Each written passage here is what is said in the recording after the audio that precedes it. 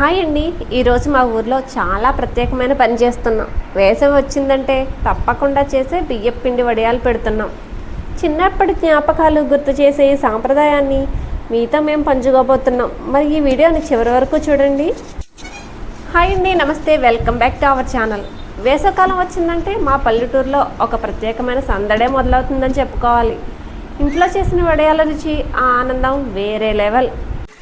అయితే మా ఇంట్లో సంప్రదాయ పద్ధతిలో అందరం కలిసి బియ్యపు పిండి వడియాలు పెడుతున్నాము. నేటి కాలంలో చాలామంది మార్కెట్లో కొనుక్కుంటున్నారు, కానీ మా ఊళ్ళో మాత్రం ఇప్పటికీ ఇంట్లోనే వడియాలు పెట్టే సాంప్రదాయం అయితే కొనసాగుతుంది. ఈరోజు మీరు కూడా మాతో పాటు ఆ ప్రక్రియ మొత్తం చూడబోతున్నారు.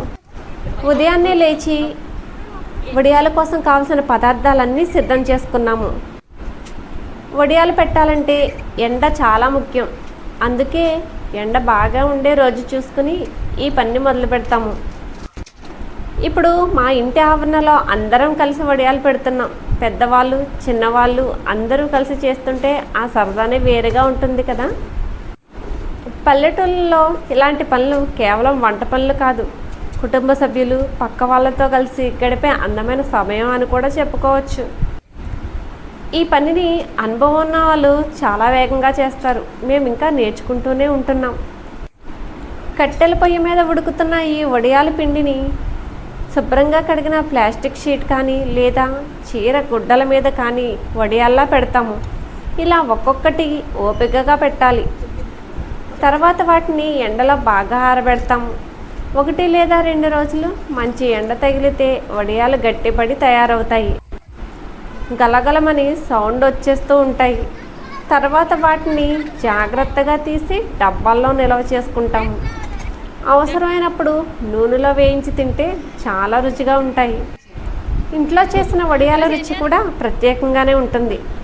ఈ రోజుల్లో ఇలాంటి సాంప్రదాయాలు కొంచెం కొంచెం తగ్గిపోతూనే ఉన్నాయి.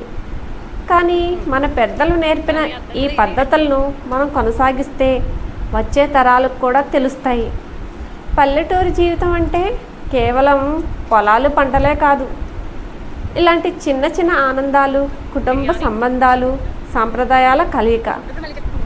వడియాలు పెడుతూ కబుర్లు చెప్పుకోవడం, నవ్వుకోవడం, అందరం కలిసి పనిచేయడం చాలా ఆనందంగా ఉంటుంది.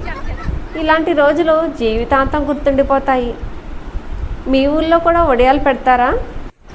వర్షం పడే రోజుల్లో కానీ, పప్పు అన్నంలో కానీ, సాంబార్తో కానీ ఈ వడియాలు ఉంటే భోజనం రుచి ఇంకో స్థాయిలో ఉంటుంది. మరి మీ ఊరి ప్రత్యేకత ఏంటి? ఈరోజు మనం చూసింది కేవలం వడియాలు తయారు చేసే ప్రక్రియ కాదు, ఒక కుటుంబం కలిసి పనిచేసే అందమైన క్షణాలు. నగర జీవితంలో అందరూ తమ తమ పనుల్లో బిజీగా ఉంటారు, కానీ పల్లెటూరులో ఇలాంటి చిన్న చిన్న పనులే కుటుంబ సభ్యులను అందరినూ ఒక చేట చేర్చుతాయి. అమ్మమ్మ అనుభవం, అమ్మ కష్టం, పిల్లల సందడి, ఇవన్నీ కలిసే ఒక సంప్రదాయం నిలబడుతుంది. మనం తినే ఆహారం వెనుక కేవలం రుచి మాత్రమే కాదు, కుటుంబ ప్రేమ, కష్టం, అనుబంధం కూడా ఉంటాయి. ఈ ఆధునిక ప్రపంచంలో ఎంత ముందుకు వెళ్ళినా మన మూలాలను, మన సాంప్రదాయాలను, మన కుటుంబ విలువలను మర్చిపోకూడదు. ఎందుకంటే మన బలం మన కుటుంబంలోనే ఉంటుంది. ఇలాంటి పల్లెటూరు జ్ఞాపకాలు మీకు నచ్చితే ఈ వీడియోని లైక్ చేసి షేర్ చేయండి. పల్లెమట్టి పరిమళంతో మనసును హత్తుకునే మరో కథతో త్వరలో మీ ముందుకు వస్తాం. అప్పటి వరకు సెలవు.